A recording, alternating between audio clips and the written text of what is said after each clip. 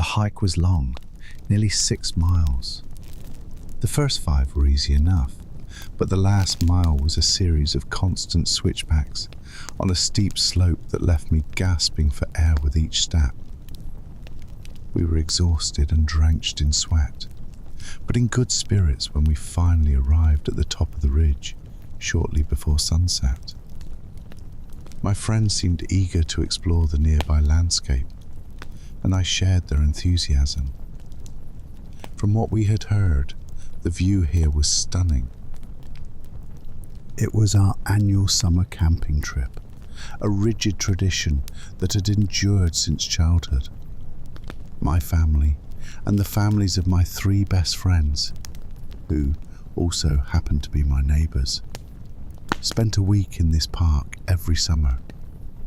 It was a serene environment that allowed one to shed their stress, their worries, and all the troubles of the previous year. Here, next to the sprawling forests of pines and under the shadow of the Appalachian Mountains, we came to forget the problems of life and simply enjoyed ourselves. I had many fond memories of this place that spanned throughout my childhood. Fishing and swimming in lakes, marshmallows and ghost stories over the campfire, hiking along the many trails that covered the park. I look forward to this trip each and every year. However, this year was slightly different. Our families had stayed at the usual campgrounds, while Tony, Asta, Margaret and I hiked onward to a different area. For many years we had been told that there was a campground on top of a ridge that offered an absolutely incredible view of the valley below. On more than a few occasions, my friends and I had begged our parents to take us there, but we could never convince them to make the long hike. For our younger siblings, 6 miles was simply too far to walk. At least, that was the excuse they used. Nevertheless, we had collectively convinced our parents to allow us to make the hike alone this year. They had agreed that we were definitely old enough to camp out on our own and wished us well on our journey. Here we were, 5 hours later on top of the heavily forested ridge, and excited to pitch our tents. As soon as we reached the top of the ridge, the dirt path levelled off. There were pine trees on either side of the path that cast long shadows in the evening sun. About 100 yards ahead, the other edge of the ridge could be seen, and we picked up our pace in anticipation of the view. I noticed that there was a small building at the edge of the path that was built very close to the cliff. It looked like a house, and I curiously wondered who would be living up here. Turning my mind back towards the reason we were here, I hurried past the house with my friends and arrived at the opposite end of the ridge. The view was everything we had anticipated. The setting sun illuminated the valley below us. The August grass shone gold and waved with the light breeze that swept through the valley. A few wisps of clouds gently floated through the sky and were illuminated red by the dying beams of sunlight. I heard Asta and Margaret gasp in awe as they admired the landscape. Tony and I stood in silent appreciation, taking in the beauty. We must have stood there for close to 10 minutes as the sun sank ever lower towards the horizon. We were so hypnotized that we failed to notice a man behind us. As soon as I turned around, I saw him. An old man. He looked perhaps 70, and he sat in a chair smoking a cigarette on the porch of the building I'd seen earlier. He was looking at us with an amused expression on his face as he puffed away. Feeling a little embarrassed that all 4 of us had walked past him without so much as saying good evening, I decided to approach him and introduce myself. His eyes locked on me as I walked up to his front porch. "Good evening," I said in a friendly tone. "Damn right it is," the old man immediately responded, taking another drag on his cigarette. I was a little startled by his forwardness, but I smiled and introduced myself. "My name's Chris Harding," I said, as I extended a hand to him. The old man pulled a tobacco-stained hand out of his right pocket and gave me a good, firm handshake. Walter McNeil," he said with a smile. "And these are my friends, Asta, Tony, and Margaret," I said, pointing to each of them. "Sorry for not noticing you earlier." Walter waved his hand in a dismissive manner. "It's all right. That view is a lot prettier than me," he chuckled. My friends and I chuckled along with him. I liked his sense of humour. "We've never been up here before, and we didn't know anybody had a house up here. What makes you live here?" I asked. Walter held out his hand, palm upwards, pointing towards the scenery behind us. His eyebrows were raised in amusement. I immediately felt incredibly stupid for asking such a question. "Oh yeah, that's some view, isn't it?" I said. "It is, ain't it? Best time of the whole damn year, actually. You wouldn't want to be here in January. Winters are something fierce," he stated. "Do you live here alone?" Just me. Been here my whole life, and I don't ever plan on moving." "So you grew up around here?" "Sure did. Used to be a little town down in that valley. That's where I was born and raised." "What happened to it?" I inquired. "The town? Why isn't it there anymore?" "Well, nothing happened to it, so much as it just withered away. All the young folk of my time moved on. Didn't want to live their lives in a tiny little town in the middle of nowhere," Walter said, with a touch of sadness in his voice. "But not you. You didn't want to go anywhere?" "Nah, not me. Perfectly happy to be here till I'm dead." Walter said nothing further and seemed to go into deep thought.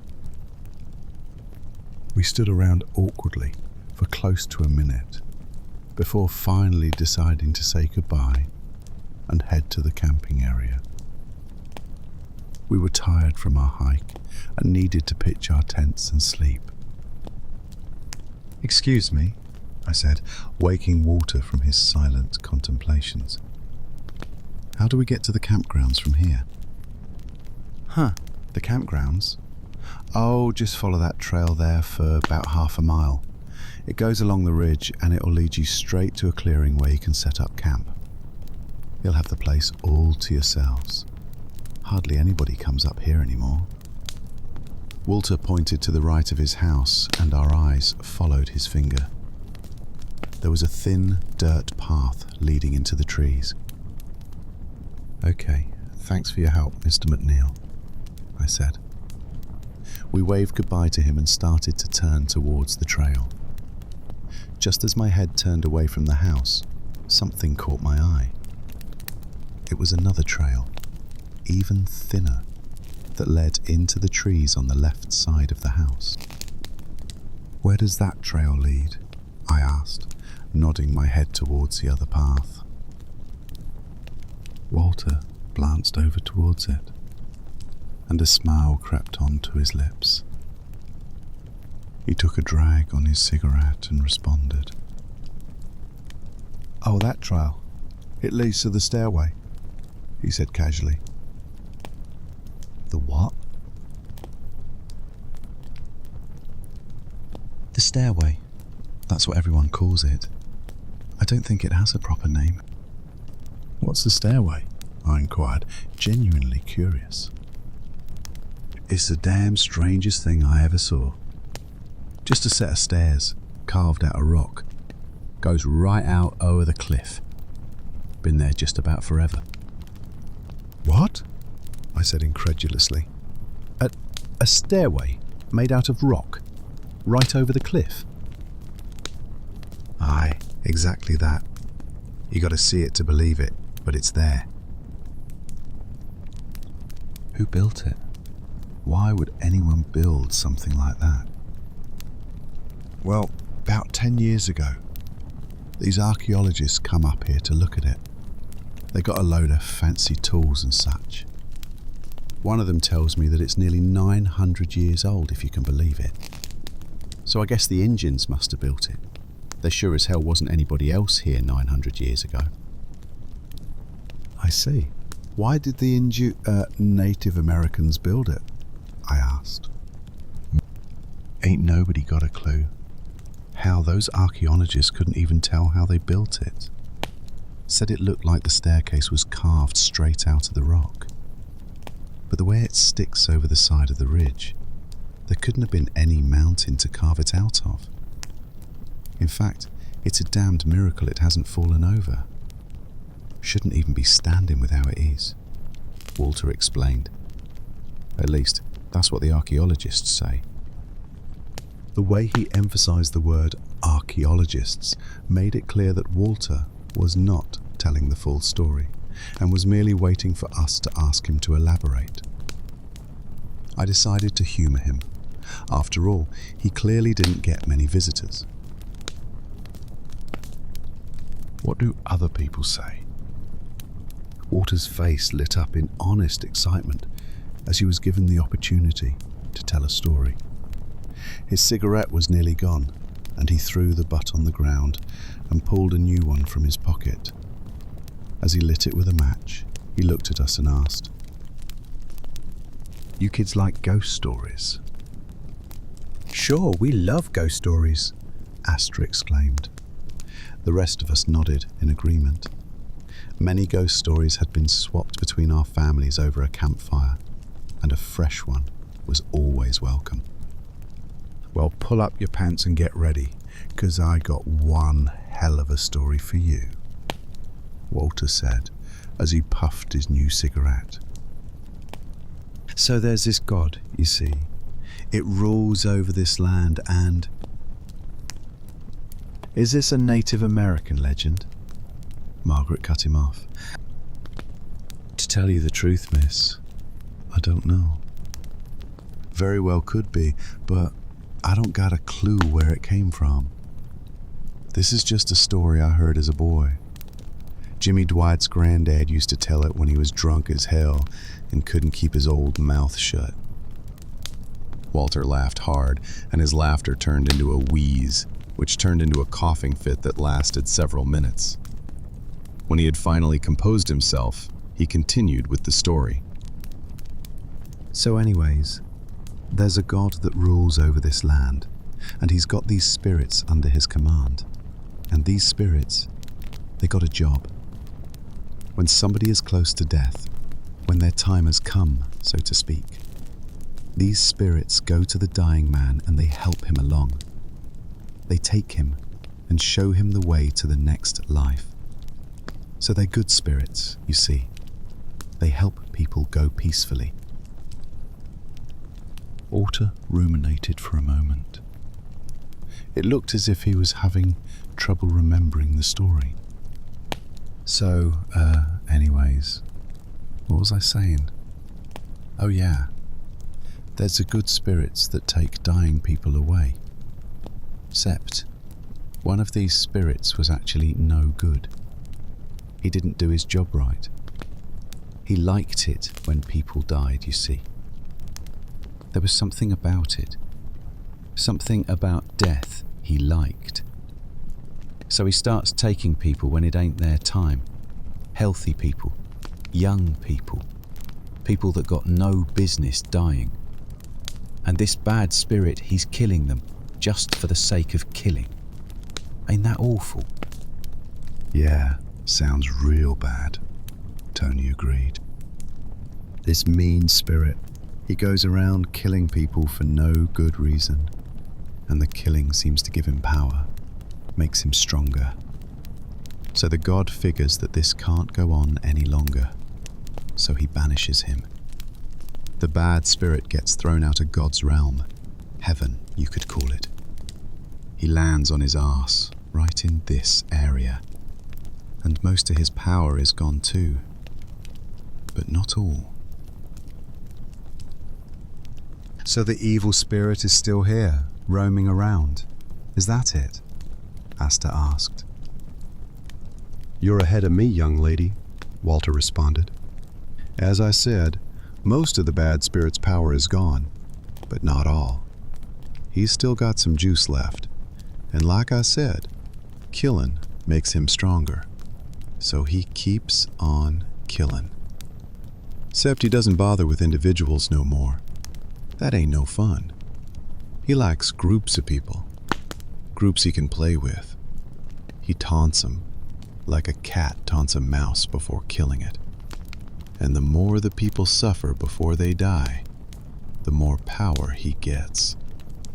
And what does he use his power for, you ask? Well, he uses it to build that damned stairway. Every time he does some poor group of people in, he heads on over to that stairway and uses the power to add an extra step to it. In fact, it's his power that keeps the stairway from falling over. He's been building that stairway for close to 1,000 years. He's a patient little bastard. He's building it upwards so that one day he can get back to heaven and have his revenge. Walter laughed hard again, but thankfully his laughter did not degenerate into another coughing fit. How's that for a stairway to heaven? I chuckled at the reference to the song, but I was also impressed by Walter's story. It certainly was a rather creepy tale. It seemed perfectly tailored to scare them. An evil spirit roaming these lands, only preying on groups of people such as themselves. An excellent ghost story. And how many steps are on this stairway now? How many groups have come up here and met with a terrible fate? I asked with an amused tone. There's... Walter trailed off. Well, I'll be damned if I haven't forgot. I went out on that stairway when I was young and counted the steps, but that was so long ago. I can't remember at all how many steps there are. Of course, you're free to go and find out. Walter's coy offer piqued my interest, and I found that it also interested my friends. He told us that the trail leading to the stairway was only a few hundred yards long, and that we would still have time to see it before the sun set. It didn't take much convincing to get us on the path to see the legendary set of stairs. My mouth hung open in shock. It was exactly as Walter had described it. Even so, I was still completely blown away by what I saw. A large staircase made entirely of grey rock, jutting out over the edge of the ridge. It was steep and had no support as far as I could tell. It looked as if it should fall over at any second. I could tell that my friends were as amazed as I was. I had never seen anything like it in my life. Walter had understated when he called it the damn strangest thing he ever saw. We silently stared at the stone monstrosity for a long time. The sun was starting to touch the horizon when Tony spoke. How many? How many what? I responded. How many steps are there? Count them. I'm sure as hell not walking out on that thing. All four of us began counting the stone steps in our heads as the remaining rays of sunlight illuminated the stairway.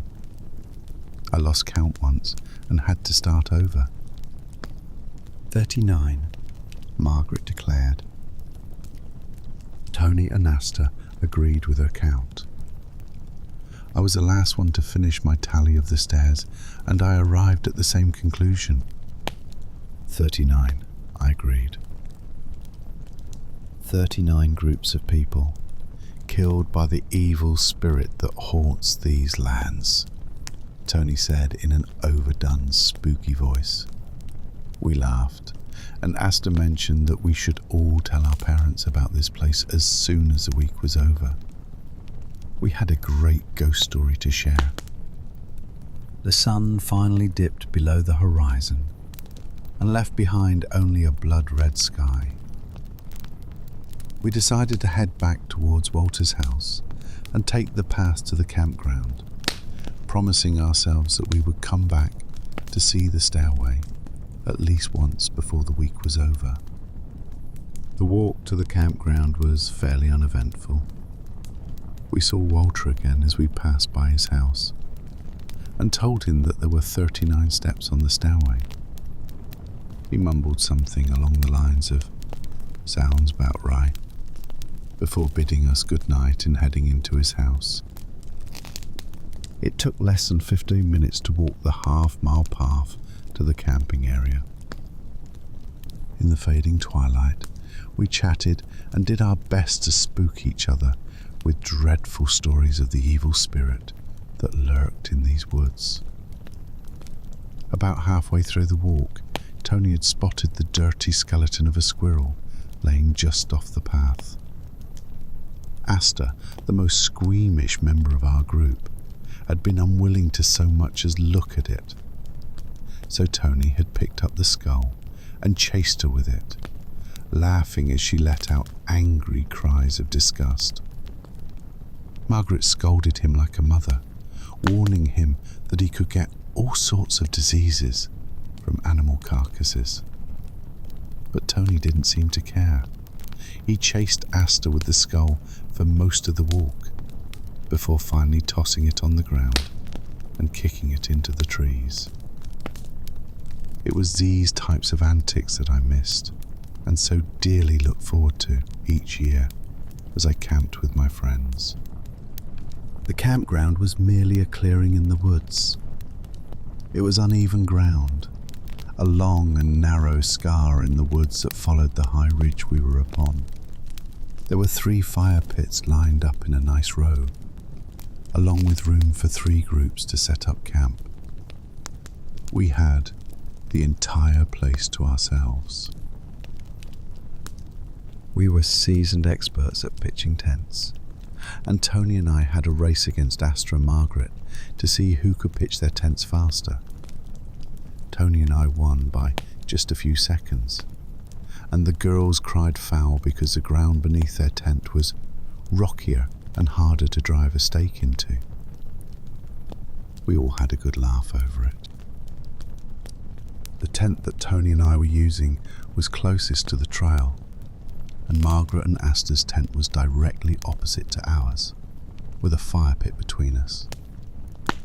In the cool night air, we built a bright campfire and cooked hot dogs on sticks, each taking turns coming up with new ghost stories. From the position of the moon, I could tell that it was easily past midnight when we finally decided to crawl into our tents and drift into sleep, exhausted from the long hike. The next day was wonderful. There were no clouds in the sky, and a gentle breeze swept through the trees, keeping us cool with the hot August sun above. We passed the time in bliss, exploring the nearby woods.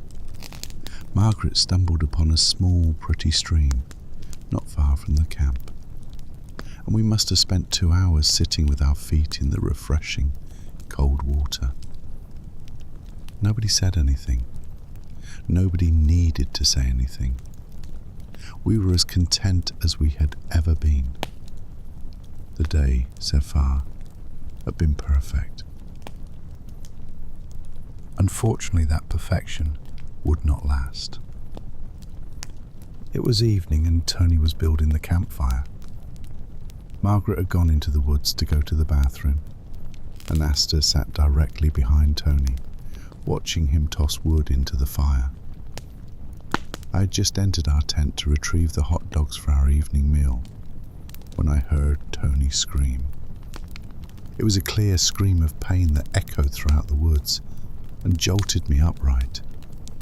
Rushing outside, I saw Tony laying on the ground next to the roaring fire. His cries of agony had ceased, and he now clutched his left hand to his chest, biting his lower lip and taking deep breaths. I could see that the side of his left hand, from his pinky finger to his wrist, was an angry shade of red and covered with blisters. I immediately knew that Tony had burned himself. As an experienced camper, I was accustomed to emergencies, and I quickly ran back into our tent. We had brought a first aid kit that included burn ointment. I was rummaging through my backpack, searching for the burn cream, when Tony began cussing. Asta, what the fuck did you do that for? Tony cursed. There was clear anger in his voice. What? I heard Asta stutter. Why the fuck did you push me? I found the burn cream and some bandages and stepped outside the tent to see what the problem was. Tony's face had become red with rage, and Asta stood with a shocked expression on her face. Tony looked at me while pointing at Asta. Chris, that bitch tried to push me into the fire.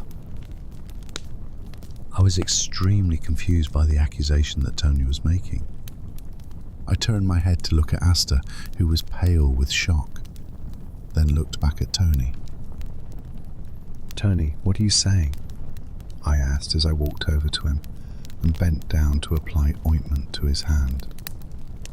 I could see that there was no charring of the skin, which meant that the burns were only 2nd degree. That was good. The hand would heal fully. She pushed me. She fucking pushed me towards the fire, and I got burned, he hissed with venom in his voice. Tony winced as I wrapped a bandage around his hand. I was disturbed by what he was saying. Tony had always been the most level-headed member of our group. I did not understand why he was accusing Asta of hurting him. You just fell down. You tripped and stuck your hand in the fire. That's all that happened, I said calmly. Don't blame Asta. I was pushed. I felt it. Someone pushed me really hard, right in the back. I didn't fucking trip. I know someone pushed me. Margaret isn't here, and you were in the tent, but Asta was right behind me the whole time. She definitely pushed me. I looked back at Asta and could tell that she was close to crying. I'd known her since I was a toddler, and she was one of the sweetest people I'd ever met. There was no way, absolutely no way, that she had tried to push Tony into the fire. Tony, why would she do that? Why would Asta push you into a fire? Think about what you're saying, I rationalized. I don't know. Maybe she's mad. Mad about the squirrel skull I chased her with. Yeah, she was mad about that and wanted revenge. Asta choked back a sob. Tony, I would never do that. Push you into a fire, that's horrible. I'm sorry about your hand, but... Yeah, sorry that my head didn't go into the fire instead. Tony sneered back. I'm lucky I caught my balance and only touched some embers. I nearly lost my fucking face. Asta burst into tears and ran into her tent. I could hear her sobbing into her sleeping bag. Now I was angry, and I turned to Tony. What the hell is wrong with you? Why did you make Asta cry? I asked Tony in an angry tone. Because shut up and think about it. You've known Asta as long as I have. Have you ever seen her do something mean? Even once? Tony's face softened. His eyes fell down to the ground. Well, no, I haven't. But nothing. You're being ridiculous. Asta didn't push you into the fire. Nobody pushed you. You just fell. Go apologize to Asta for making her cry. Immediately. I had always been the strong voice of command in our group. Tony capitulated and went into the tent to apologize to Asta, but not before insisting that somebody had indeed pushed him into that fire. Margaret returned from the woods and we filled her in on what happened to Tony. She suggested that we should cut our trip short and get him to a doctor. But Tony was completely against the idea. He insisted that the burn was not serious. The ointment and bandages kept his hand from hurting badly, and there was no point in ruining the trip, he said. And so, with Tony and Asta on good terms again, we fell asleep in our tents and spent another cool, pleasant night on the ridge. I awoke to screaming. Not a scream of pain, but a scream of fear.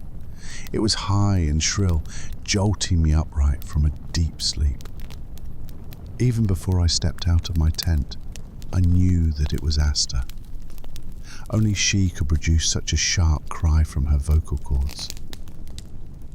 The sun had just begun to rise, sending fresh beams of sunlight through the trees. I wearily stumbled out of the tent, rubbing the sleep from my eyes. Our tents and the grass were covered with sparkling dew, but I had no time to admire the beauty of early morning. Becoming more alert, I noticed that Asta was standing in the entrance to her tent, with her hands over her mouth. Margaret had been awakened by the sudden scream and stood behind her. Both of them looked down towards the ground in front of their tent. I followed their gaze and saw that something laid in the dirt. I walked around the fire pit towards the girl's tent in order to get a look at what had caused Asta to cry out. I approached the tent and focused on the object in the dirt. When I could clearly see what it was, I recoiled in disgust. It was a squirrel skull. And not just the skull, to be precise. The entire skeleton was there as well, laid out in a sickening pose that made it appear to be dancing. It looked exactly like the squirrel skeleton we had seen on the first night, except this skeleton was clean.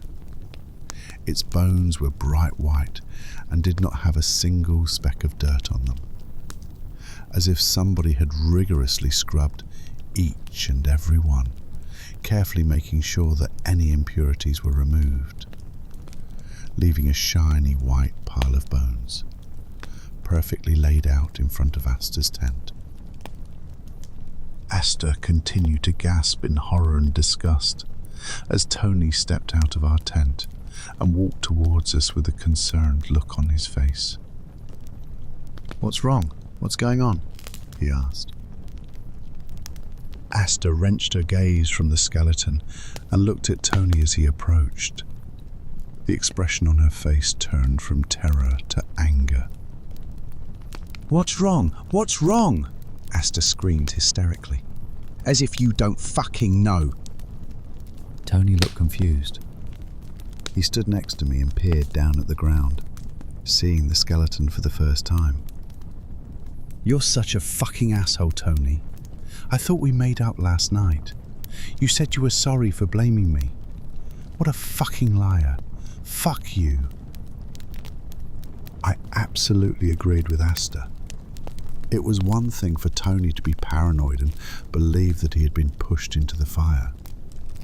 But now he had taken things too far. Taking the squirrel skeleton that he had tormented Asta with earlier and placing it outside her tent was cruel. It seemed clear to everyone that he had done so in a petty attempt to exact revenge for the perceived assault Asta had committed. I became angry. Extremely angry. I turned to Tony.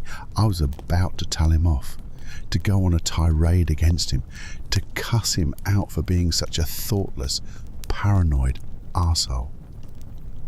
I opened my mouth to begin my rant, and then immediately closed my lips and swallowed my words when I saw his face. He had taken a step backwards from the skeleton. His face had gone pale, and his hands were clenched into tight fists. I could see the tension in his arms and neck. He was afraid. Truly, sincerely afraid. Asta continued to curse at Tony. After several moments, he turned his wide eyes towards Asta and looked her in the face. All he could manage was a barely audible squeak. I didn't do this," Tony whispered as his voice cracked. "Oh, sure you didn't," Asta replied sarcastically. "No, that skeleton just walked up here on its own and sat itself down in front of my tent. You're a lying arsehole. That's all you are. A lying arsehole." Asta ran back into her tent, sobbing. Margaret said nothing, and only scowled at Tony before retuning to the tent to console Asta. And in that moment, I became afraid. Tony was not lying. There was genuine fear etched across his face. He had not placed that skeleton outside of Asta and Margaret's tent. That I felt sure of. I sure as hell hadn't put the skeleton there, and Asta clearly didn't. She wouldn't so much as touch such a thing. That left only Margaret. But what motive did she have? She never liked practical jokes, and this had far exceeded what was appropriate for a joke. I knew Tony was having the same thoughts that I was. He turned towards me and opened his mouth, but before he could speak, I shook my head and said, "Don't look at me. I didn't put it there." Tony's face grew whiter. He gave a short nod of understanding and went back to our tent, mumbling something about getting breakfast ready. I stepped into the girls' tent and tried to help calm Asta down. I told her that I honestly thought Tony hadn't put the skeleton there, but she could not be reasoned with. In between bouts of crying, she merely kept repeating, "Somebody put it there. Somebody put it there." The rest of the day went by without more incidents, but the damage had already been done. Asta refused to speak to Tony and hardly left the tent. Margaret again suggested that we cut the trip short. This time I agreed. I was unsettled to say the least, and wanted nothing more than to get the hell away from this place. There was something going on here, something no good, and I did not care to find out what it was. That evening we ate our dinner in silence. Asta remained in her tent and spoke to only Margaret. Before the sun had set, we were all in our tents attempting to fall asleep. The plan was to wake at the crack of dawn, pack up our supplies and leave. Nobody wanted to stay here any longer. As I laid in the tent next to Tony, wrapped in my sleeping bag and waiting for sleep to take hold, my mind wandered in the manner that minds are prone to do. For a moment, just a brief moment, I allowed my mind to consider the unthinkable. He likes groups of people, groups he can play with. He taunts them like a cat taunts a mouse before killing it. And the more the people suffer before they die, the more power he gets. That was what the old man, Walter McNeil, had said, wasn't it? Well, here they were. A group of 4 people out in the woods. And there was certainly suffering going on. Tony's hand looked like a fried lobster. Asta was an emotional wreck that couldn't stop sobbing.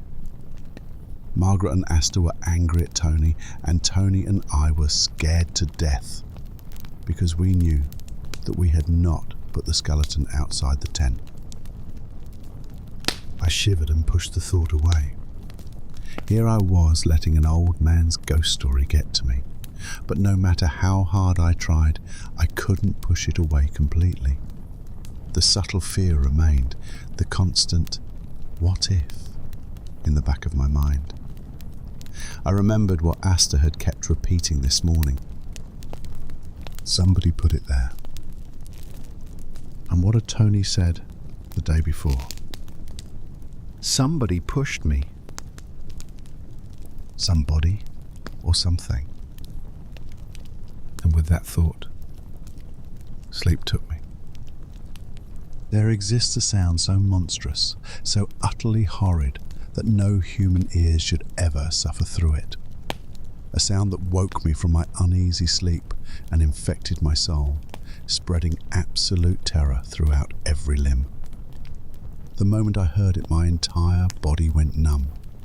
I was paralyzed with fear. Truly paralyzed. I could not move my body. To twitch even a muscle was a task as impossible as gliding through the air like a bird. No words in the English language exist that can describe this sound.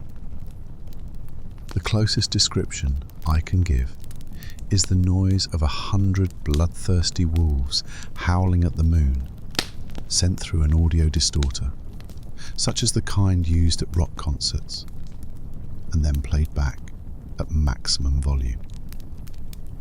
The ground beneath my sleeping bag vibrated, and it felt as if the hounds of hell walked the earth around me. Such was the sound that ended my slumber. I felt Tony next to me, as rigid as I was. I could not so much as move my lips to cry out in fear. No sooner had the sound started before it ended, leaving behind a horrible silence. Then a new sound took its place, much quieter, much less bone-chilling, but horrible nonetheless. It was the sound of Margaret's screams. I suddenly snapped out of my paralysis. My body was free again. I felt Tony bolt upright next to me.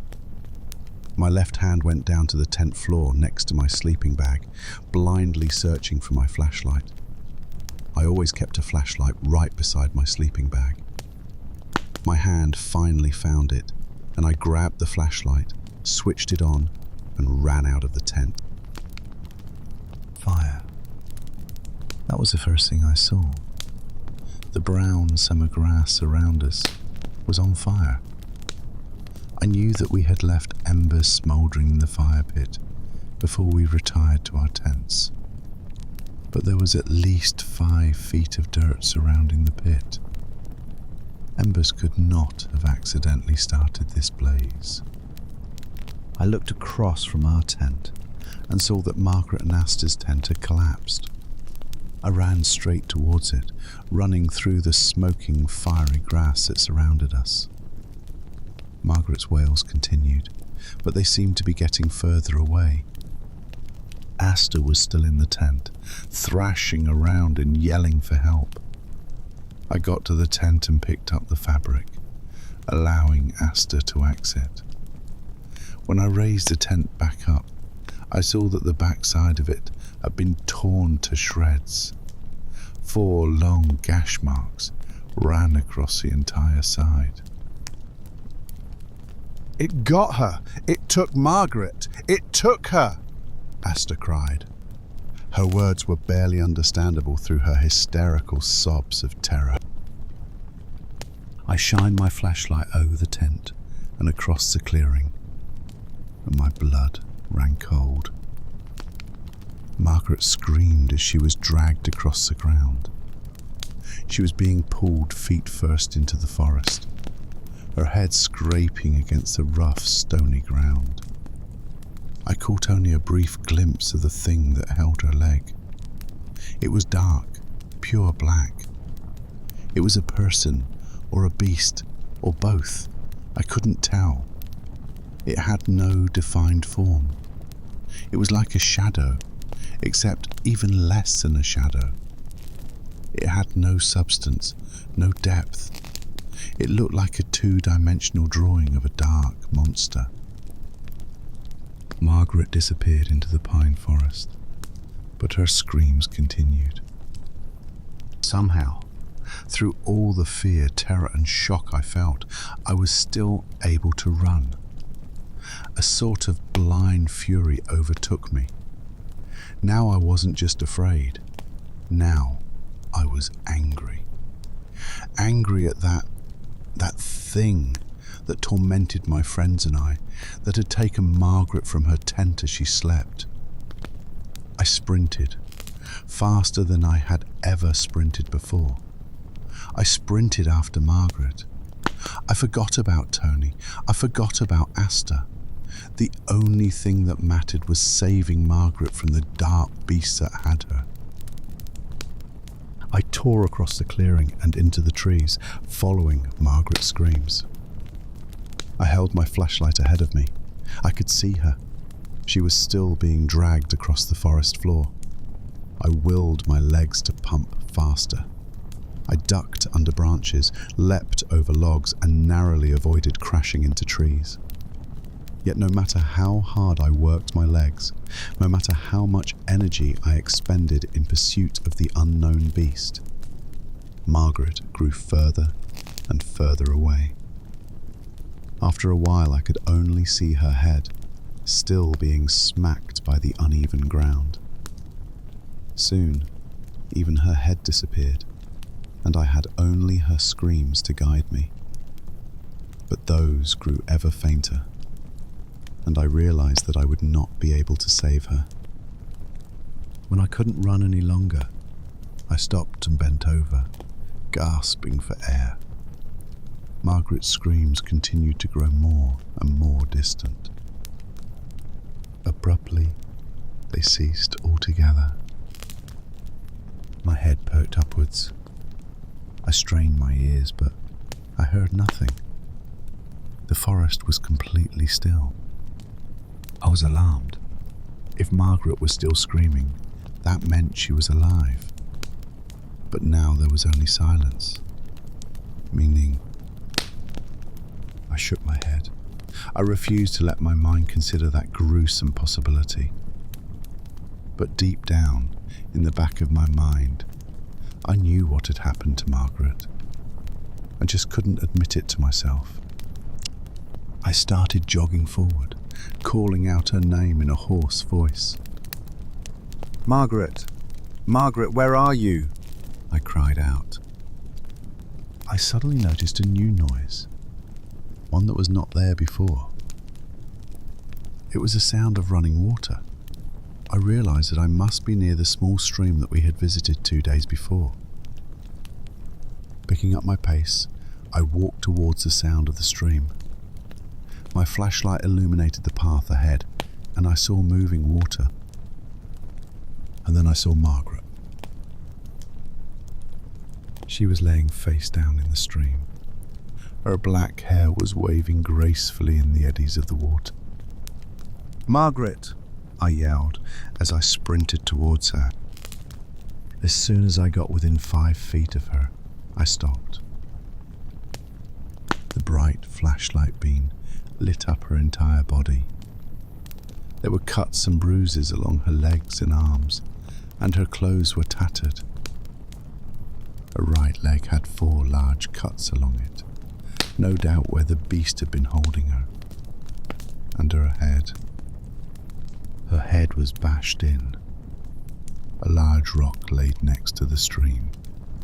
It had bits of skin and brain on it, where it had been used to crush her temple. One look into her eyes told me there was no life there. A dark current of blood had started washing down the stream. Margaret was dead. That thing, that beast, straight out of Walter McNeil's story, had crushed her skull. For a few seconds I stood motionless, My flashlight focused on the lifeless body of my friend. Then I took a step backwards, turned around and ran. It got Margaret. It got Margaret. This was all I could think as I sprinted back towards the clearing. It got Margaret, and now it's going to get us. We have to get away. The light from the grass fire guided me back towards the clearing. After what seemed like an eternity of sprinting, it was probably just a few minutes. I arrived back at camp. Dry grass burns quickly, and the fire had mostly burnt out in the time I had been gone. Asta and Tony were huddled next to the ruined tent. Asta was rocking back and forth, and Tony sat next to her in a daze. His eyes were unfocused and foggy. I approached them and they turned to look at me. Get up, now, we have to go, I ordered. Where's Margaret?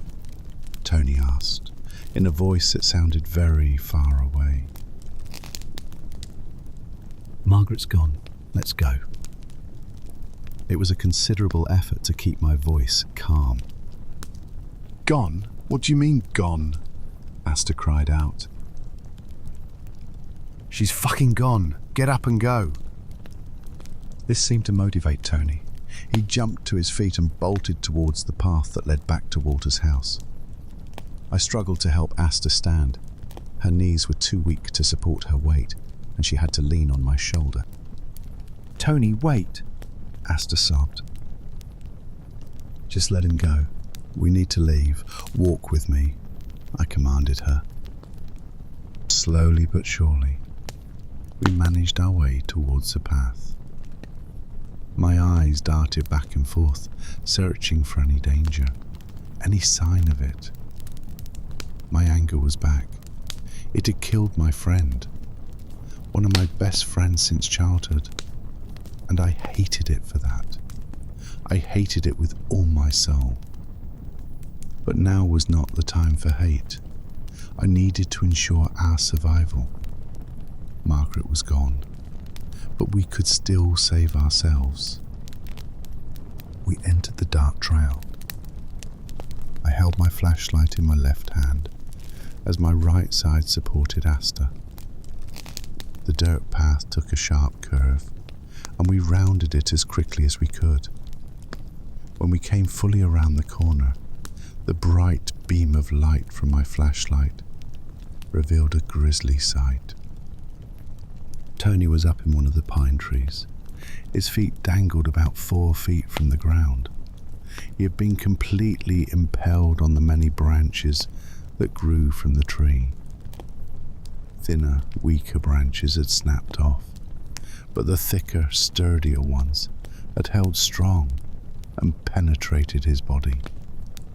He had been forced completely up to the trunk of the tree. One branch protruded directly through the center of his neck. Another stuck out through the right side of his chest, revealing a horribly bent rib cage. His head hung downwards at an odd angle.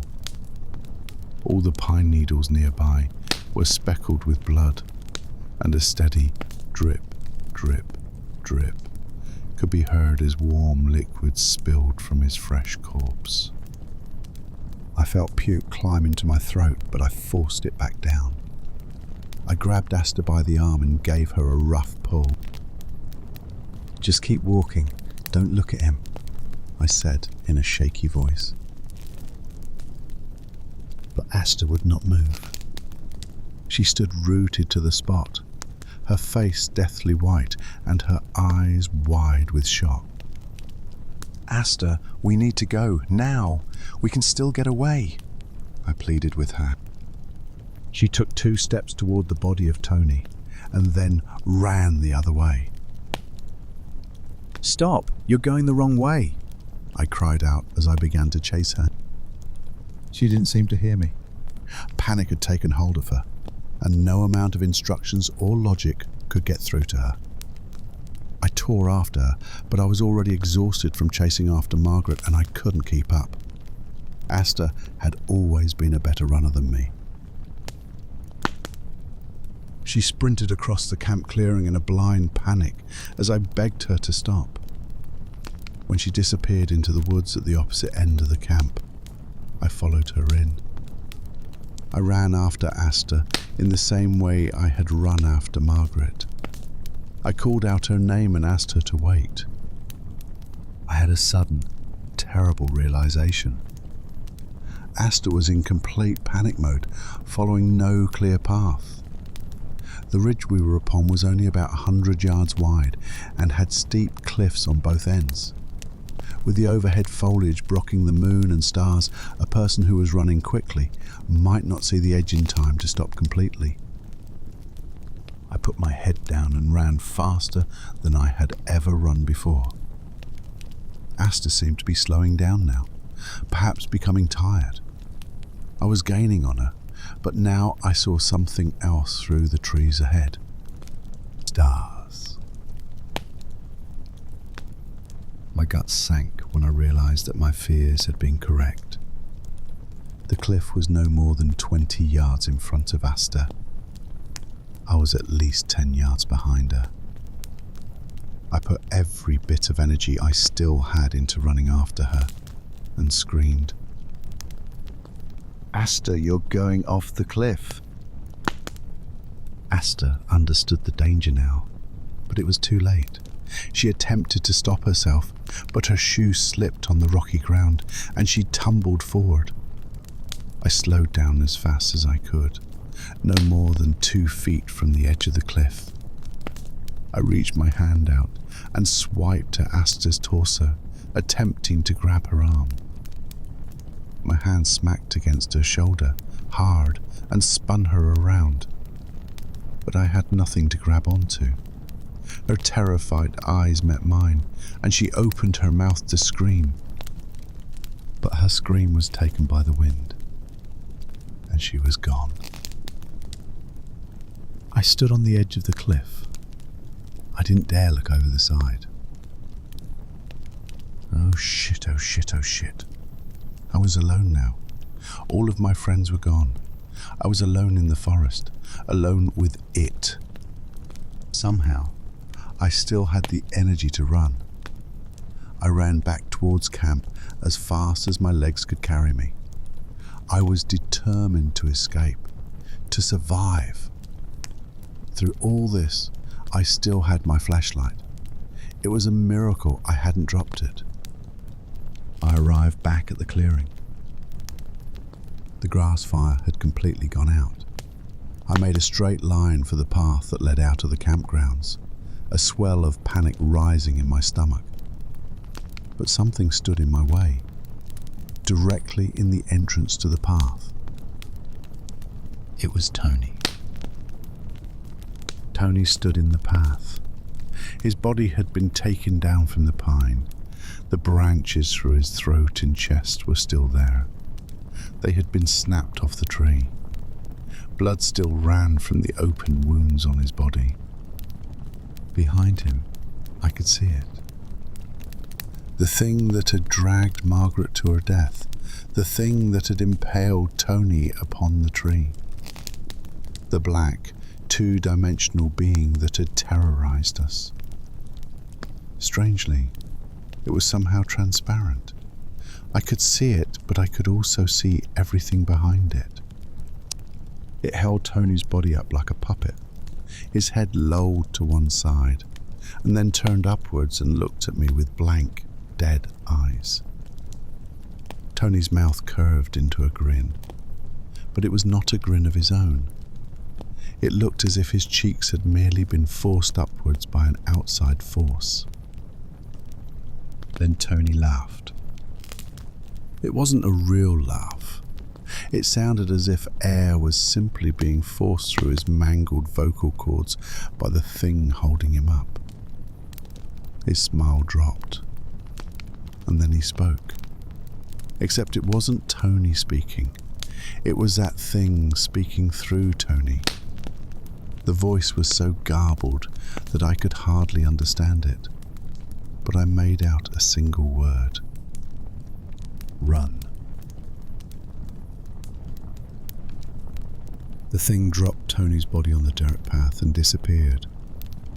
Tony crumpled into a heap of useless flesh. He looked like an action figure that some angry toddler had crushed and stomped into the ground. It had told me to run, but Tony's body in the centre of the path sent another clear message. Don't take the trail. So I ran. I ran into the woods next to the path.